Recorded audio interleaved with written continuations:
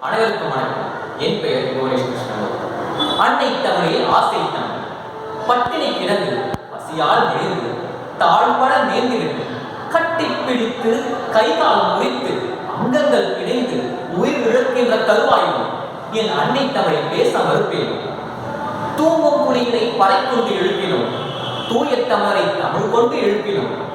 தீயவர் இவர் என்று பகைவர் என்று நீக்குவோம், செந்தமிழ் பெருமைகளை வேர்கொண்டு நாட்டும். ஆசிரியர்களுக்கும் சபையோர் அனைவருக்கும் என் நெஞ்சம் நிறைந்த வணக்கம். வானமே இல்லை, தலைப்புக்கள் உரைகளையும் தாருங்கள் தங்கள் செய்திகள். சாதிக்க வயதில்லை, சாதனைக்கு வானம் இல்லை இல்லை.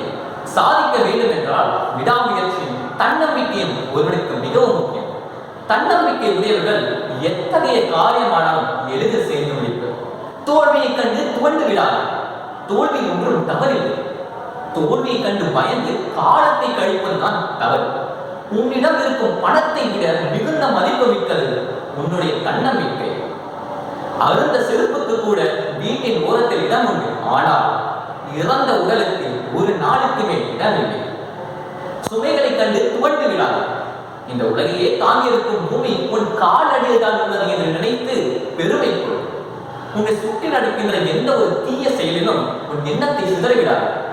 உனது இலக்கை முடிவு செய்து உன் முயற்சியை வேகப்படுத்தி வெற்றி இலக்கை உனக்கு அடிமையாக்கிக் கொள். உனது முயற்சி ஜெயித்தால் விடாமுயற்சி என்று, தோற்றால் வீண் முயற்சி என்று கவலை கொள்ளாது.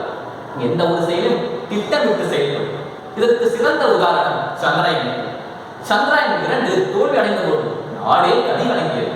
அறிஞர்கள் எல்லாம் கண்ணீர் விட்டு அழுதனர். ஆனால் அப்பொழுதும் மனதை தளரவிடாமல் இரவு பகலாக உணவின்றி தூக்கமின்றி முயற்சித்து சந்திராயன் 3 உருவாக்கி எந்த ஒரு நாளும் செய்ய முடியாத சாதனை நிகழ்த்தினர். நிலவின் தென்துருவத்தில் தரை இறக்கினர். இதை கேட்கும் பொழுது நமக்கே உள்ளடக்கினர். இதன் மூலம் தன்னம்பிக்கையும் விடாமுயற்சியும் இருந்தால் எட்ட முடியாத உயரத்தை கூட எளிதில் தொட்டிவிடலாம் என்பதை நாம் அறியலாம். இது மட்டுமல்ல, உங்களுடைய சிறு கதையை பகிர நான் விரும்புகிறேன்.